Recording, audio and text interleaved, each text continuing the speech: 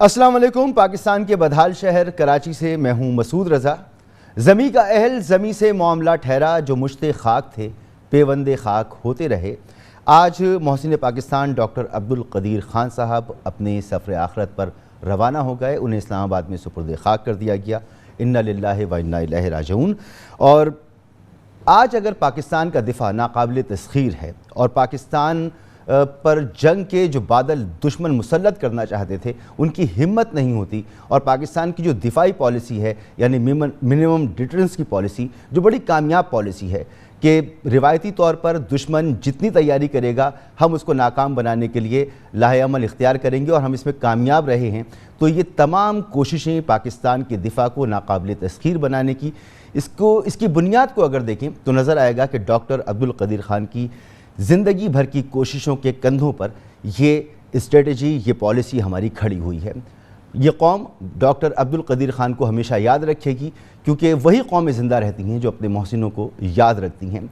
Doctor Abdul Qadeer Khan साहब के लिए खराज तहसीन और उनके लिए दुआएँ, ढेरों दुआएँ कि अल्लाह ताला उनको गरीक़ रहमत करे और अपने जवार रहमत में उनके दर्जात बुलंद फरमाएँ। आमीन सुम्मा आमीन। मुल्की मामलात की तरफ आते हैं। कल एक इजलास हुआ था पीडीएम का, और इस पीडीएम के इजलास के बाद ये फ़ैसला किया गया था, ये मुतालबा किया गया था पीडीएम की जानिब से कि मुल्क में फ़ौरी तौर पर इंतखाबात कराए जाएँ। 2023 में अब इंतखाबात नहीं हों बल्कि फ़ौरी तौर पर हों, क्योंकि मौजूदा हुकूमत ने मुल्क में आवाम का सत्यानाश कर दिया है, मुल्क के मामलात का बेड़ा गर्क कर दिया है, मुल्क आगे नहीं बढ़ रहा, मईशत तबाह हो गई है, इनसे कुछ नहीं संभल रहा, तो फ़ौरी तौर पर इंतखाबात करवाए जाएँ।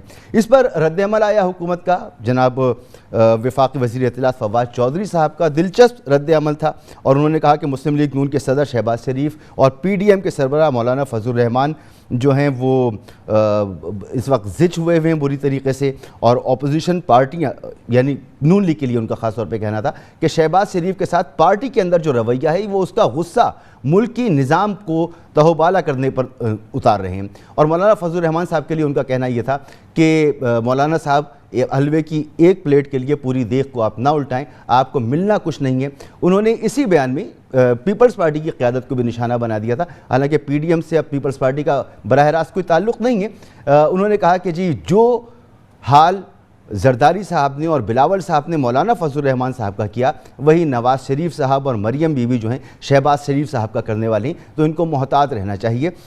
और उन्होंने ये भी कहा कि जब ये ख़ुद इक़्तिदार में होते हैं तो कहते हैं जी जमहूरियत का तसलसल हो, मगर जब आवाम इक़्तिदार इमरान खान को दे दें तो कहते हैं जी फ़ौरन इनको घर चले जाना चाहिए, यहाँ इनको जमहूरियत याद नहीं आती। तो ये तनक़ीद हुई। अब कल फिर एक इजलास होगा और पीडीएम जलसों की तैयारी कर रही है, हुकूमत मुखालिफ तहरीक की तैयारी कर रही है, लेकिन ये कोई ऐसी तहरीक नहीं है जिसके नतीजे में हुकूमत घर चली जाएगी। सबसे बड़ा सवालिया निशान यही है कि पीपल्स पार्टी हो, नून लीग हो, मौलाना फजल रहमान की जमात हो या दीगर अपोजिशन जमातें हों, जब उनकी क़यादत बबांगे दोहल ये बात कहते हैं कि ये हुकूमत अब घर चली जाए, मुल्क नहीं चल रहा, मुल्क के लिए नुकसानदेह है, फिर एक मजबूत तहरीक चलाने में ये नाकाम क्यों है? तासुर ये उभर रहा है, मैंने गुज़िश्ता रोज़ भी बात की थी, आज भी करूँगा, कि ये तासुर उभर रहा है कि क्योंकि बड़ी सियासी जमातों के कायदीन करप्शन के केसेस में हैं, तो क्या वो अपनी करप्शन बचाने के लिए तहरीक की बात ज़रूर करते हैं लेकिन तहरीक चलाते नहीं हैं। ये नरम गरम गुफ्तगू हुकूमत और अपोजिशन के दरमियान चल रही है, और इंतज़ार किया जा रहा है 2023 के इलेक्शन का। अपनी तौर पर बस बयानात दे दिए जाते हैं लेकिन किया कुछ नहीं जाता। आवाम परेशान है। आवाम किसकी तरफ देखें? हुकूमत की तरफ देखें, अपोजिशन की तरफ देखें, या सर झुकाकर जो कुछ है उसको बर्दाश्त करते चले जाएँ? इलेक्शंस के लिए अब अगला साल जो है वो इलेक्शन की तैयारियां शुरू हो गई हैं। तहरीक इंसाफ ने अपनी कॉर्नर मीटिंग्स और जलसे शुरू कर दिए हैं। सियासी जमातों ने, जो अपोजिशन की जमातें हैं, उन्होंने भी अपनी तहरीक आगे बढ़ाने की जो तैयारी की, ये भी 2023 के इलेक्शन की ही तैयारी। और मैं शुरू से कहता चला आ रहा हूँ कि 2023 के इलेक्शन की ही तैयारी सारी जमातें कर रही हैं। कुछ नहीं होने वाला। ये जो हुकूमत है तहरीक इंसाफ की, ये अपना वक्त पूरा करेगी। लेकिन इलेक्शन होंगे कैसे? हुकूमत ये मानती है कि उसे सेंसस दोबारा करवाने हैं और नए सेंसस के मुताबिक उसे नए इलेक्शन में जाना है। मतलब ये कि किस तरह से ये 2 साल के अंदर वो सेंसस भी कराएंगे, उसको डिलिमिटेशन भी कराएंगे, और फिर इलेक्ट्रॉनिक वोटिंग मशीन का सिस्टम भी लेकर आएंगे और फिर बैरून मुल्क मुकीम पाकिस्तानियों को वोट का हक भी देंगे। जबकि इलेक्शन कमीशन ये बता रहा है कि जो गुज़िश्ता इलेक्शन हुए हैं उसमें कम अज़ कम 56 हल्के ऐसे हैं जिसके वोटों में गलत इंदराज था। सिर्फ कराची का ही उन्होंने बताया कि वस्ती, शर्की, जनूबी और कोरंगी के अजला में 5% से ज़ायद वोट इसके अंदर ज़्यादा पाए गए हैं और अब इसको सही करने का अमल होगा। तो क्या गुज़िश्ता इलेक्शन में भी कोई प्री पोल रेगिंग की गई थी? क्या इसकी भी तहकीकात होंगी? और आने वाले वक्त में ये कैसे मुमकिन होगा कि इतने कम वक्त में हुकूमत ये सब कुछ कर सके? फिर हम बात करते हैं कि इस मौजूदा हुकूमत की कोशिश ये थी, इसका मानना ये था कि हमने इस्लाहात करनी हैं, हमें तमाम निज़ाम को तब्दील करना है। बल्दियाती हुकूमतों के बारे में इमरान खान साहब पहले दिन से कहते थे कि बल्दियाती निज़ाम, मजबूत बल्दियाती निज़ाम होना चाहिए, लेकिन आते ही उन्होंने पंजाब के बल्दियाती निज़ाम को उठा के फेंक दिया था कि नया निज़ाम लेकर आएंगे। अदालत ने उसको फिर बहाल कर दिया। अदालत ने बहाल किया मगर फिर भी हुकूमत पंजाब ने उस निज़ाम को बहाल नहीं होने दिया गया और अब पंजाब हुकूमत को सुप्रीम कोर्ट में तलब कर लिया गया है तौहीन अदालत के मामले पर। तो जितने भी मामलाती हुकूमत की कोशिशें हुकूमत भी करती है लेकिन वो बारावर होती नज़र नहीं आती। अपने तौर पर जो मौक़िफ़ अपोजिशन का है, कोशिश अपोजिशन भी करती है लेकिन वो भी बराबर होती नज़र नहीं आती। आवाम जो हैं वो अपनी ज़िंदगी वैसे ही गुजार रहे हैं जिसमें परेशानी है, गुर्बत है, नौकरियां नहीं हैं और मुल्क की मईशत का हाल आपके सामने है। मेहमानों को मैं आपसे तारुफ़ कराऊँ, आलिया हमज़ा मलिक साहब मेरे साथ मौजूद हैं, तहरीक इंसाफ की रहनुमा हैं। सेनेटर अफनान उल्लाह साहब हैं, रहनुमा मुस्लिम लीग नून के। फैसल करीम कुंडी साहब रहनुमा पाकिस्तान पीपल्स पार्टी के और साबिक़ डिप्टी स्पीकर कौमी असम्बली भी हैं। आप तीनों का बहुत बहुत शुक्रिया। आलिया हमज़ा मलिक साहिबा, ये मैंने थोड़ी सी जो गुफ्तगू की है, थोड़ी सी बातें की हैं, इस्लाहात आपकी नहीं हो पा रही हैं। इलेक्शन का वक्त अब अगला साल इलेक्शन की तैयारियों का है और आप इसी मोड में चले जाएंगे। बुनियादी आपका मानना ये था इमरान खान साहब का कि एक अच्छा बल्दियाती निज़ाम होना चाहिए। हुकूमत ने उसको बहाल भी कर दिया, अदालत ने बहाल कर दिया लेकिन हुकूमत ने उसे इम्प्लीमेंट नहीं किया। अब तौहीन अदालत का मामला हुकूमत पंजाब के सामने है।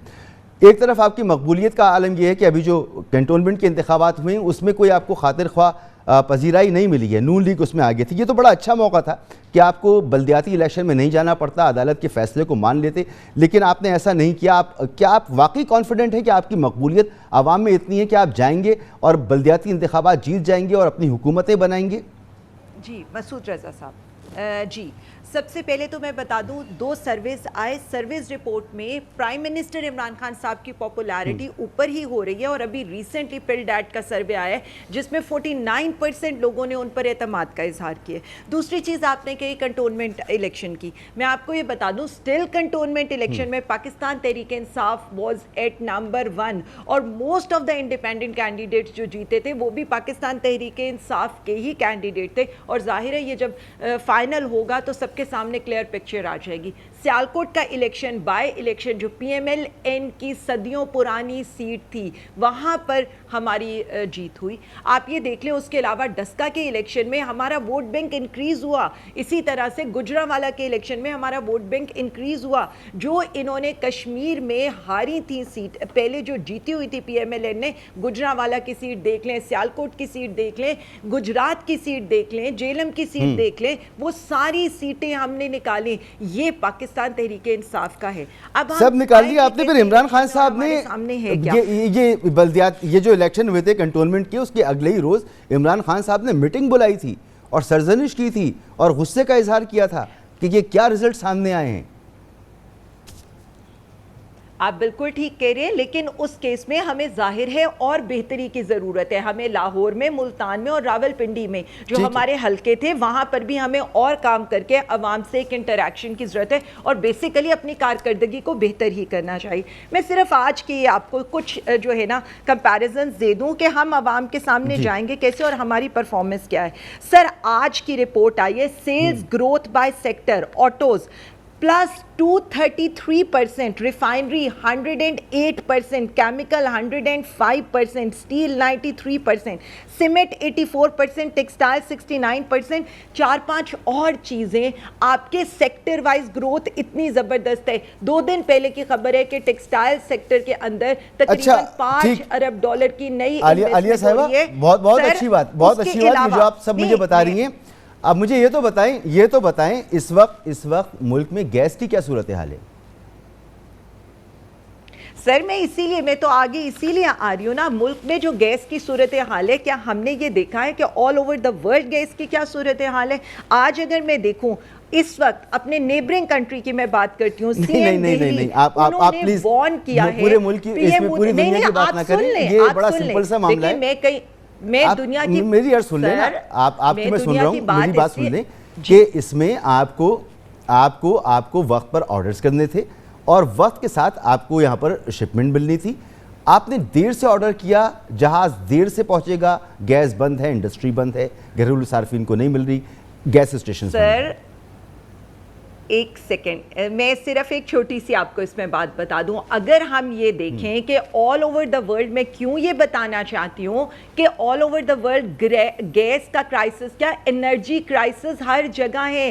آج جو شپمنٹ ہم 7 کی یا 4 برنٹ پر MMBTU کی لے رہے تھے, اس وقت وہ 32 MMBTU کی ہے. میں نے کیوں یہ اگزامپل دیے, ہمارے جو گیس جو ہم انٹرنلی نیچرل گیس ہے اس کی وہ کم ہے, ہمیں باہر سے گیس لینی پڑتی ہے, ہم کوئل امپورٹ کرتے ہیں. اسی طرح سے پاکستان کی یہ جو سارا کرائسس ہے, یہ ہم کیسے کہہ سکتے ہیں کہ دنیا سے ہم ڈسکنیکٹ ہو سکتے ہیں؟ آپ کے نیبرنگ کنٹری میں دہلی کا بہتر آپ کا موقف آ گیا, مجھے آگے بڑھنے دیں, آپ کے میں واپس آتا ہوں آپ کے پاس, انڈیا کے اندر میں واپس آتا ہوں آپ کے پاس. اور یہ گیس کے جو آپ پرائسز کی بات کر رہی ہیں, ہم یہ جانتے ہیں کہ ہمارے پاس گیس کم ہے, اسی لیے ہم نے LNG کے ٹرمنل لگائے تھے اور ایک نظام بنایا تھا کہ اب ہمیں امپورٹ کر کے ہی گزارا کرنا ہے. اس کی سپلائی لائن کو ہمیں مینیج کرنے کی ضرورت تھی. غالباً وہ ہر دوسرے تیسرے مہینے نہیں ہو پاتی اور مسلسل یہ معاملہ ہمارے سامنے آ رہا ہے. سینیٹر عفنان اللہ صاحب, سر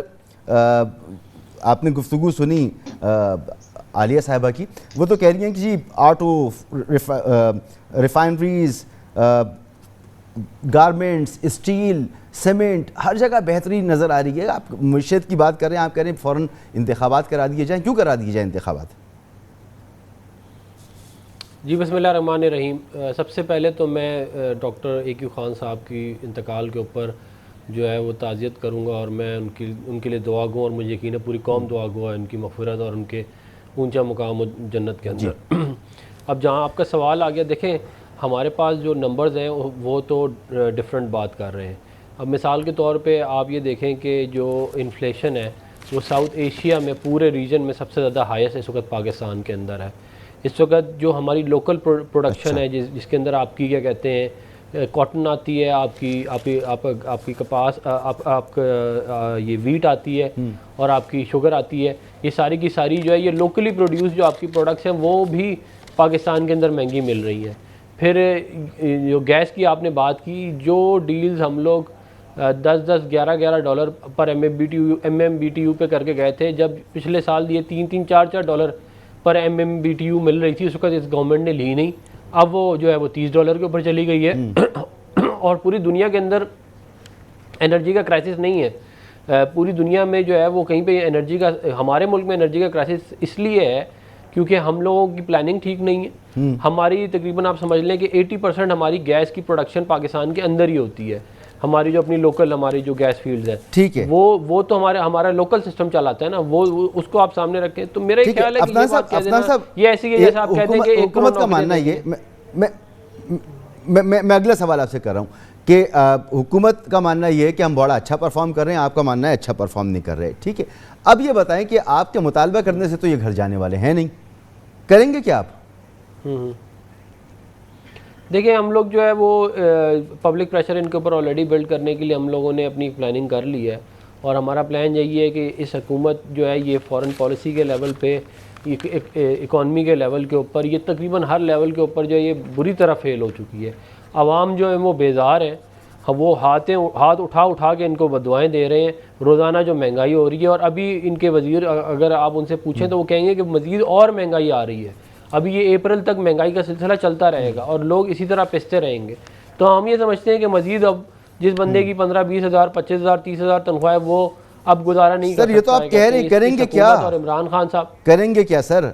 کریں گے ہم یہ کہ دیکھیں جو پولیٹیکل اسٹریٹجی جو ہے وہ تو میں آپ کو پوری نہیں ٹی وی پہ بیٹھ کے بتا سکتا, لیکن ہم ضرور عوام سے یا کہتے ہیں اپنا کیا کہتے جو وہ ہے تعلق اس کو بحال کریں گے, اس کو بہتر کریں گے, اور جو کچھ آپ نے دیکھا ہے کہ پچھلے بائی الیکشن کے اندر پولیٹیکل اسٹریٹجی ہے کیا سوائے جلسوں کے؟ کیا ہے؟ کیا نواز شریف صاحب واپس آ رہی؟ کیا ہے پولیٹیکل اسٹریٹجی؟ وہ واپس آ جائیں گے، وہ لیڈ کریں گے، کیا کریں گے؟ کیا میاں محمد نواز شریف صاحب کو واپس آنے کا پلان ضرور ہے، لیکن اس کی ابھی تک کوئی ڈیٹ فائنلائز نہیں ہوئی. اس کو ہم دیکھ رہے ہیں کہ ظاہر ہے جو کچھ پہلے اس حکومت کے ہوتے ہوئے ان کے ساتھ ہوا ہے، اس کے بعد ہمیں سوچ سمجھ کے فیصلہ لینا ہے کہ وہ کب آئیں گے. لیکن ہم یہ آپ کو یقین دلاتے ہیں کہ ہم پبلک پریشر جو ہے وہ بڑھانے کے لیے جا رہے ہیں. ہم سینٹ میں، نیشنل اسمبلی میں، ہر جگہ ان کو پریشر بڑھائیں گے، کیونکہ یہ مزید ملک جو ہے نا وہ عمران خان صاحب کی کرپشن اور انکمپیٹنس کو برداشت نہیں یہ آپ نے بڑی دلچسپ بات کی کہ جو کچھ میاں صاحب کے ساتھ پہلے ہوا ہے وہ دیکھتے ہوئے ہم فیصلہ کریں گے. تو پہلے جب میاں صاحب آ گئے تھے تو ان کو توقع نہیں تھی کہ ان کے ساتھ کیا ہوگا. جب پتہ چل گیا کہ اچھا یہ ہو سکتا ہے تو پھر اس کے بعد نہیں آ رہے وہ. نہیں، میں یہ نہیں کہہ رہا کہ وہ نہیں آ رہے، میں یہ کہہ رہا ہوں کہ ہم اس فیصلہ کریں گے نا کہ سچویشن دیکھ کے اس کے حساب سے، اور اس میں کوئی برائی نہیں ہے. مطلب ہم جو ہے وہ ظاہر پولیٹیکل اسٹریٹجی سوچ سمجھ کے بنائیں گے نا. جب اگلے بندے آپ کی جان کے پیچھے پڑے ہوئے ہیں حکومت اٹھا کے ان کو جیل میں نہ ڈال دے، معاملات چلنے چاہیے. حکومت ان کو جیل میں نہ ڈال دے، حکومت ان کو جان سے مارنے کی کوشش نہ کرے. نہیں، حکومت ان کو جان سے مارنے کی کوشش نہ کرے، جیسے انہوں نے نیب کے حوالات کے اندر ایک دفعہ کر چکے ہیں. 2 دفعہ ان کو ہارٹ اٹیک ہوا، ان کا کھانا بند کر دیا، دوائیں بند کر دی، اور اس کے بعد جو ہے وہ کیا کہتے ہیں پلیٹلیٹ زیرو ہو گئے تو ان کو کہا کہ چلے آپ چلے جائیں. تو یہ سارا کچھ سامنے رکھ کے ہی ہم نے فیصلہ کرنا ہے نا. یہ عمران خان صاحب کے جو کارنامے رہے ہیں ان کو سامنے رکھ کے ہی ہم نے کرنا ہے. بہتر. سر فیصل کریم کنڈی صاحب، سر حکومت انتخابی اصلاحات کی بھی بات کر رہی ہے، ای وی ایم بھی لے کر اس کو آنا ہے، اس کو بیرون ملک مقیم پاکستانیوں کو ووٹ کا حق بھی دینا ہے، اس کا نظام بھی وضع کرنا ہے، پھر اسے سینسس بھی کرانے ہیں. آپ کو کیا لگتا ہے، آپ نے کئی الیکشنز لڑے ہیں اور سینئر پولیٹیشین ہیں آپ، یہ ممکن ہو پائے گا اس مختصر سے وقت میں اب اتنا سارا کام؟ بسم اللہ الرحمن الرحیم. سب سے پہلے تو میں جو آپ نے انٹرو دیا ڈاکٹر القدیر خان کے متعلق، میں آپ کی طرح پوری قوم کی طرح ان کے فیملی کے غم برابر کے شریک ہوں، اور ساتھ میں افسوس کا یہ بھی اظہار کرتا ہوں کہ آج ہمارے پریزیڈنٹ اور پرائم منسٹر صاحب کسی میں اتنی وہ نہیں تھی کہ وہ ان کے جنازے میں شرکت کرتے. ان کو چاہیے تھا کہ آج ان کے جنازے میں وہ شرکت کرتے.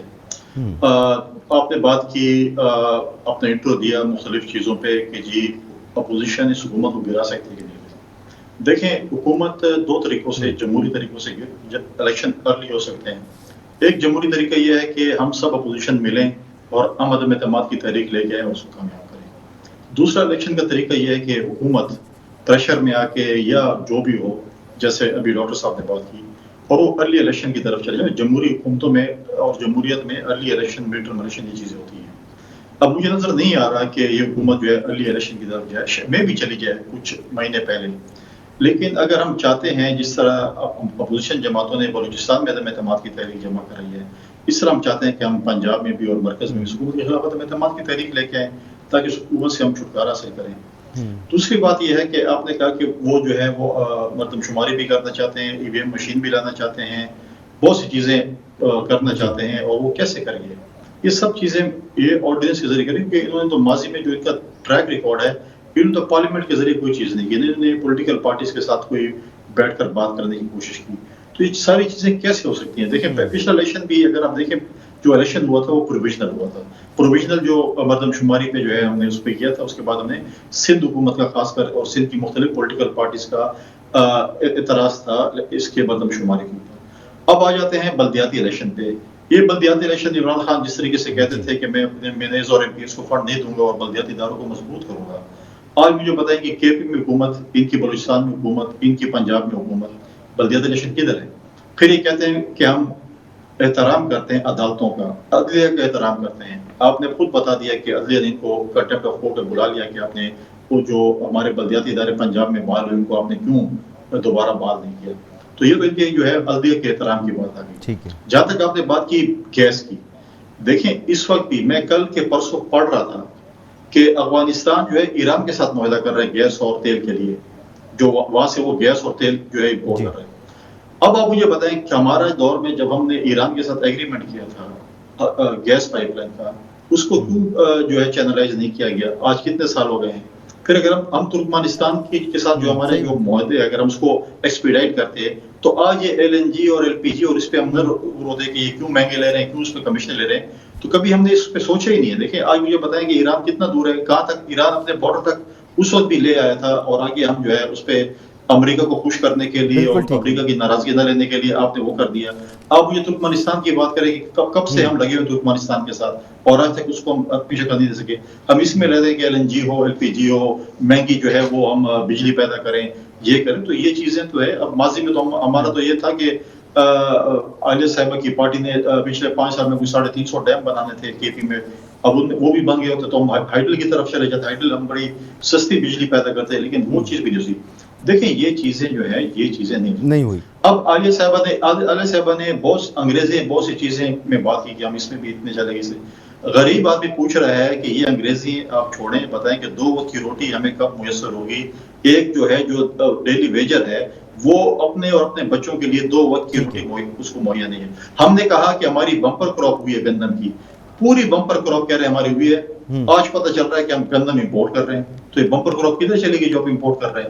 مطلب یہ چیزیں مطلب ہے کہ آپ پھر کہتے ہیں کہ جی آپ روٹی بھی کم کھائیں، چینی بھی کم کھائیں، کل بولیں گے آپ آکسیجن کم استعمال کریں. آپ کو مطلب ہے کہ اتنا زیادہ آکسیجن استعمال کریں.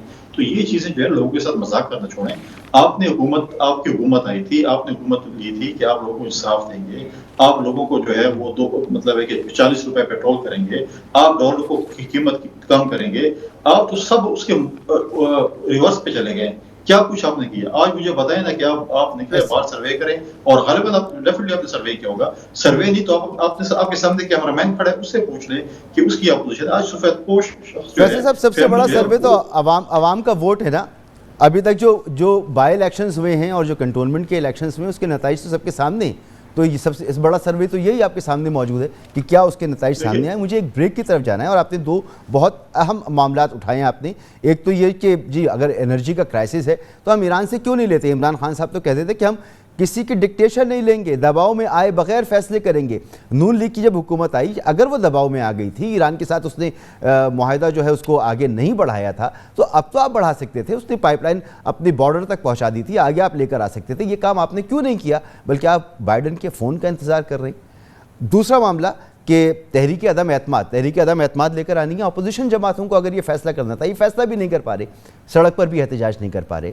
تو اس کے درمیان معاملہ ہے کیا واقعی اپوزیشن خود کمپرومائز ہے، اس میں کرج نہیں ہے، اس میں ہمت نہیں ہے؟ معاملہ کیا ہے؟ ایک بریک کے بعد پروگرام میں آپ کو ایک بار پھر خوش آمدید. عالیہ صاحبہ، ہم اصلاحات پر بھی بات کرتے رہتے ہیں، لیکن آج یہ معاملہ آپ نے بھی کہا کہ انرجی کا کرائسس ہے، تو بڑا آسان تھا نا کہ ہم ایران سے معاہدے کرتے. ایران گیس پائپ لائن اپنے بارڈر تک لایا ہوا ہے، وہاں سے ہم اس کو آگے بڑھاتے. آپ کے 3 سال گزر گئے، آپ نے تو دنیا کا پریشر نہیں لینا تھا، آپ نے تو امریکہ کا دباؤ قبول نہیں کرنا تھا. تو یہاں پر بھی آپ نے جو وعدہ کیا تھا، جو بتایا تھا، وہ تو نہیں کیا آپ نے.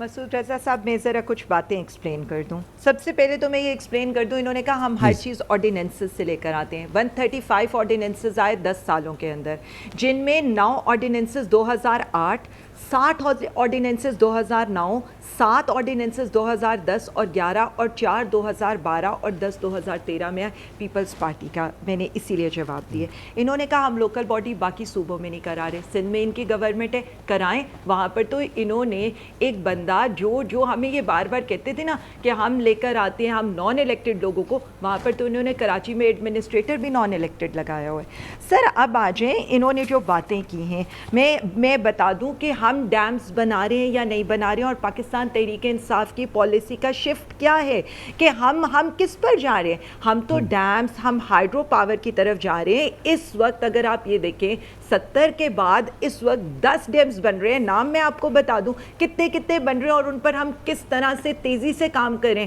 یعنی ہم تو یہ چاہ رہے ہیں کہ یہ دنیا کا جو عالمی کرائسس ہے جس سے پاکستان ہمیشہ افیکٹ ہوتا ہے، اس سے پاکستان افیکٹ نہ ہو. دوسری بات انہوں نے مجھ سے کی تھی کہ اور ہم کیا کر رہے ہیں گیس کے لیے اور ہم فردر چیزوں کے لیے. تو اب یہ دیکھیں کہ ہم تو Pakistan stream gas line pipe project جو north south pipe line project تھا اپنے رشین کاؤنٹر پارٹس کے ساتھ، ہم وہ فائنلائزیشن کے اس میں ہیں ایران کے ساتھ. اور جیسے آپ نے کہا ہے، دیکھیں ہم بالکل یہ سمجھتے ہیں ہم ڈکٹیشن، اگر ہم ڈکٹیشن لیتے ہوتے نا تو ہوائی اڈے دینے پر ہم ایبسلیوٹلی نو نہ کرتے. اگر ہم ڈکٹیشن لیتے ہوتے نا مانگے کس نے تھے آپ سے عالیہ صاحبہ؟ یہ کیا بات، ایک صحافی کے سوال کے جواب کو آپ نے خارجہ پالیسی کا جز بنا لیا ہے. میری بات سن لیں، میری آپ نے بڑی امپورٹنٹ بات کی ہے، میں آپ سے سوال کر رہا ہوں. آپ نے بڑی امپورٹنٹ بات کی کہ آپ ہائیڈرو پاور کی طرف جا رہے ہیں.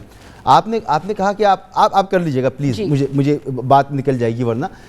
آپ نے کہا ہائیڈرو پاور کی طرف جا رہے ہیں. 2013 کے جب الیکشن ہوئے تو اس وقت پاکستان میں شدید کرائسس تھا پاور کا، اور نواز شریف صاحب کا نعرہ بھی یہی تھا کہ اندھیرے مٹائیں گے ہم، اور انہوں نے پھر بجلی کے منصوبے لگائے.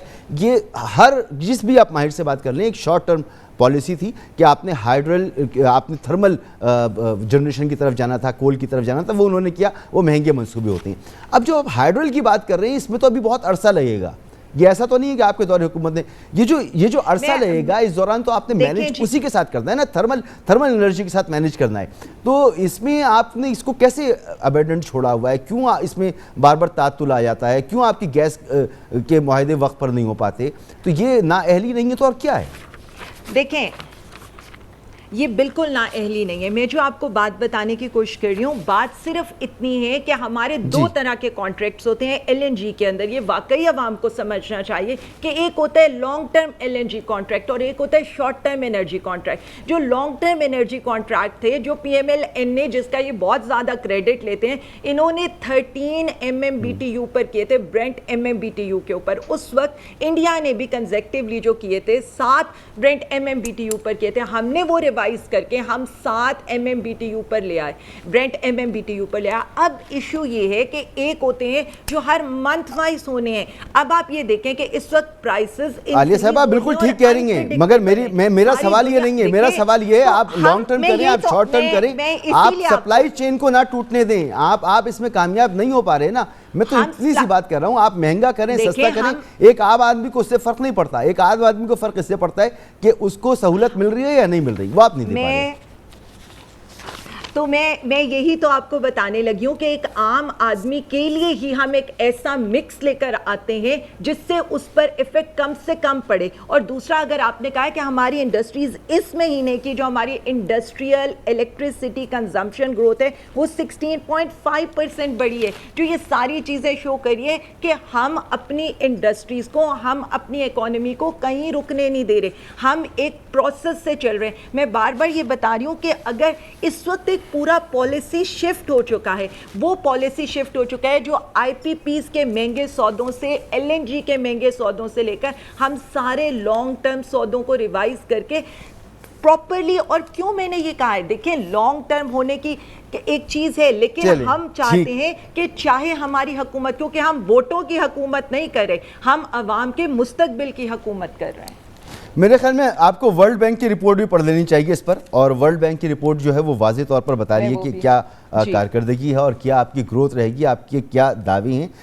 بہرحال آپ کہہ رہی ہیں آپ کی پرفارمنس اچھی ہے، آپ کانفیڈنٹ ہیں، تو ٹھیک ہے، آپ جائیں ایسے ہی جائیں. آپ عوام کے اندر خود آپ کو پتہ چلے گا یہ کتنی بہتر ہے. اب آپ کے عفنان صاحب، سر یہ تحریک عدم اعتماد کا تو آپشن آپ کے پاس شروع سے موجود ہے. پیپلز پارٹی بار بار آپ سے کہہ رہی ہے، آپ کہتے ہیں جی گھر چلی جانی حکومت، گھر بھیج دینا چاہیے. تو اب تحریک عدم اعتماد کے لیے جب کہہ رہی ہے پیپلز پارٹی، تو ایک بار اس کے ساتھ بیٹھ کر یہ ایکسرسائز کر کے ان سے پوچھ لینا ان کے پاس کتنے نمبرز ہیں نہیں ہیں. ایک بار بات تو کر لیں. آپ نے اس آپشن کو کبھی کنسیڈر ہی نہیں کیا ہے اور آپ کہتے ہیں حکومت گھر چلی جائے گی. کیسے گھر چلی جائے گی؟ احتجاج کرنے کا دم نہیں ہے، اور جو پارلیمانی طریقہ ہے، پارلیمان کے اندر تبدیلی آ سکتی ہے، اس پر آپ تیار نہیں ہیں. تو تاثر یہی ابھرتا ہے کہ کیونکہ آپ لوگوں کے کیسز ہیں، آپ دباؤ ڈالنے کے لیے دھمکیاں تو ضرور لگاتے ہیں، عملی طور پر کچھ نہیں کرتے. معذرت کے ساتھ دیکھیں یہ بات درست نہیں ہے. اس کی وجہ یہ ہے کہ جس دن عمران خان صاحب نے ووٹ آف کانفیڈنس لیا تھا، اس دن ہم نے جو ہے وہ پیپل پارٹی کے ساتھ کانٹیکٹ کیا تھا اور ہم نے کہا تھا کہ ہم کوشش کرتے ہیں ان کو روکیں. کیونکہ ہم نے اس سے کچھ دنوں پہلے ہی، اگر آپ کو یاد ہو تو یوسف رضا گیلانی صاحب کو سینیٹر بھی بنایا تھا. نیشنل اسمبلی میں ہمیں زیادہ ووٹ پڑے تھے پی ٹی آئی کے مقابلے میں، لیکن اس ٹائم پہ جو بھی وجوہات تھیں پیپل پارٹی اس وقت انٹرسٹڈ نہیں تھی. یہ کچھ مہینے پرانی بات ہے. تو اگر کوئی نیا کیا کہتے ہیں اس کی طرف انٹرسٹ ہوا ووٹ آف نو کانفیڈنس پہ نیشنل اسمبلی کے اندر، تو اس کو بالکل پاکستان مسلم لیگ نون بھی اور پی ڈی ایم بہت سیریسلی لے گی اور اگر اس طرح کا کوئی معاملہ آیا اور اگر ہم صحیح طرح ایک جوائنٹ ایفرٹ پٹ کر کے حکومت کو گھر بھیج سکتے ہیں تو میرا خیال ہے کہ یہ کل کا کام آج کر دینا چاہیے.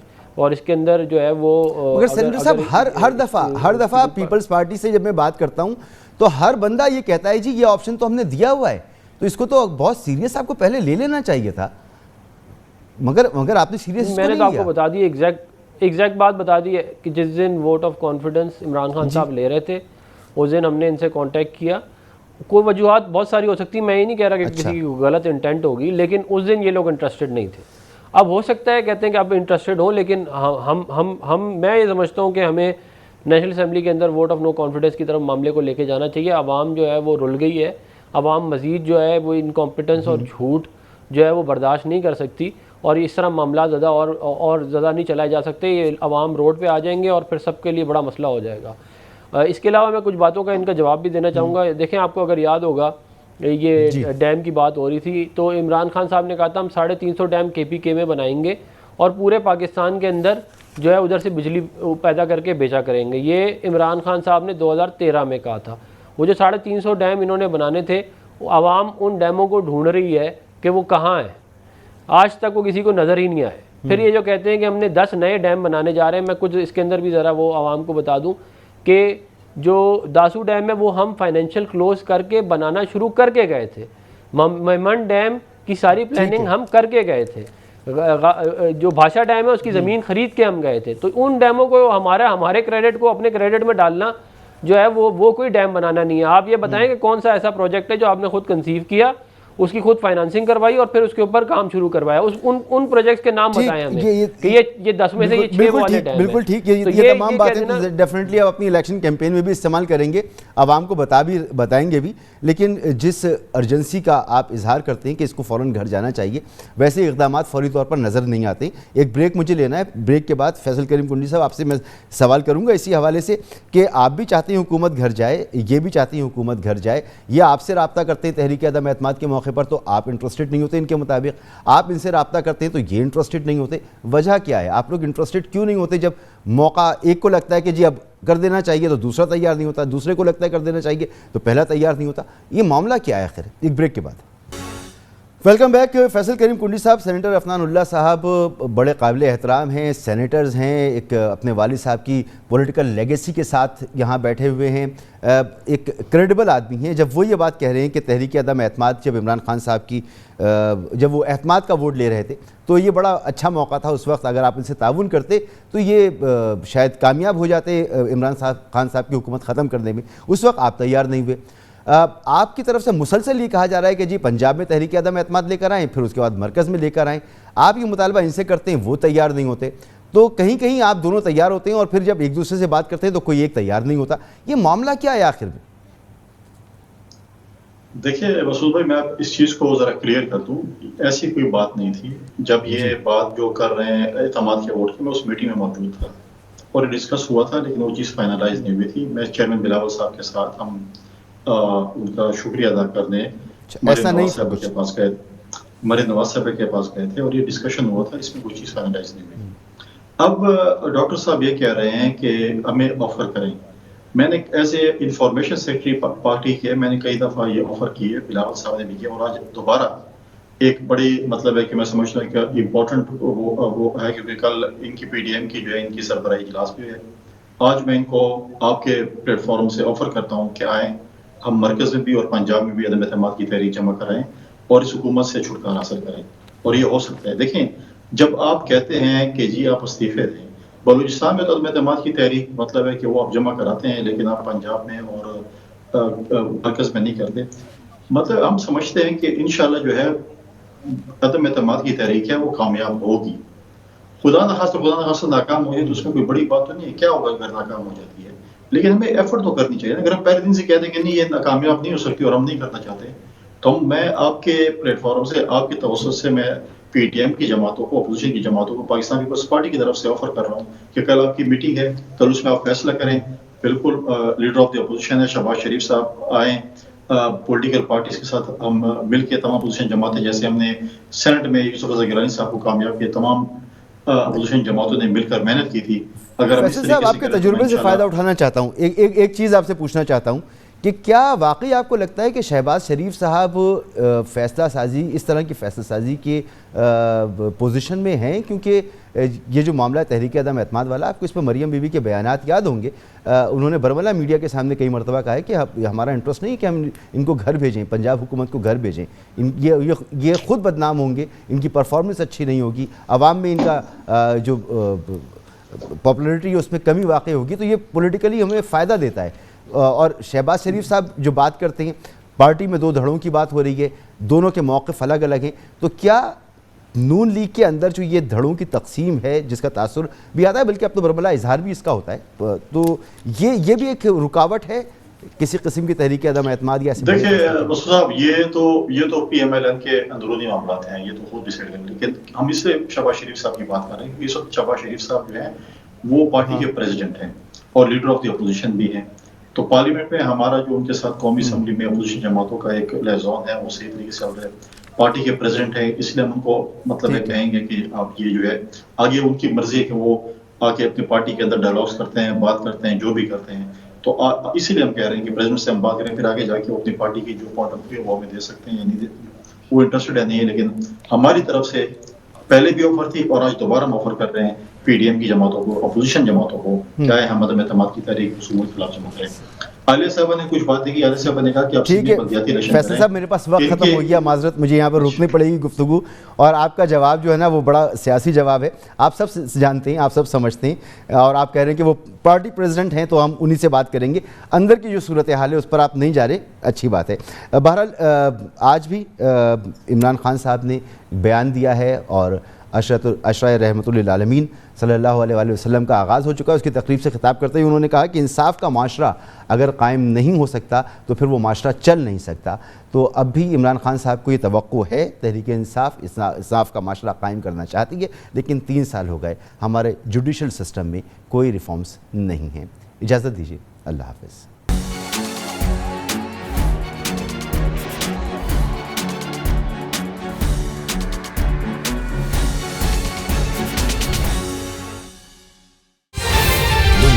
خبر کی دنیا